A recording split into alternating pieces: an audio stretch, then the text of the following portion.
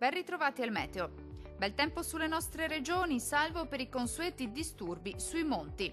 Vediamo il dettaglio. Sul Veneto sarà in prevalenza asciutto e stabile, ampio soleggiamento dunque su tutti i settori, salvo per occasionali temporali durante le ore pomeridiane sui settori alpini. Cielo sereno o al massimo poco nuvoloso invece altrove. Temperature minime tra 14 e 19 gradi, valori massimi compresi invece tra 25 e 29 gradi circa. Spostiamoci ora a vedere che tempo farà sul Friuli Venezia Giulia. Poche novità, anche sulla nostra regione il tempo sarà in prevalenza buono, con tanto sole specie nella prima parte della giornata.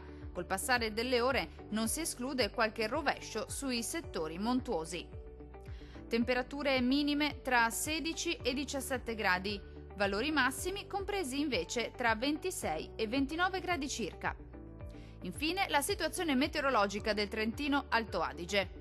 Non cambia di molto la previsione, con tempo asciutto e stabile su tutti i settori. Al mattino il cielo si presenterà sereno o al massimo poco nuvoloso ovunque. Dal pomeriggio qualche temporale sarà possibile sulle Alpi di confine.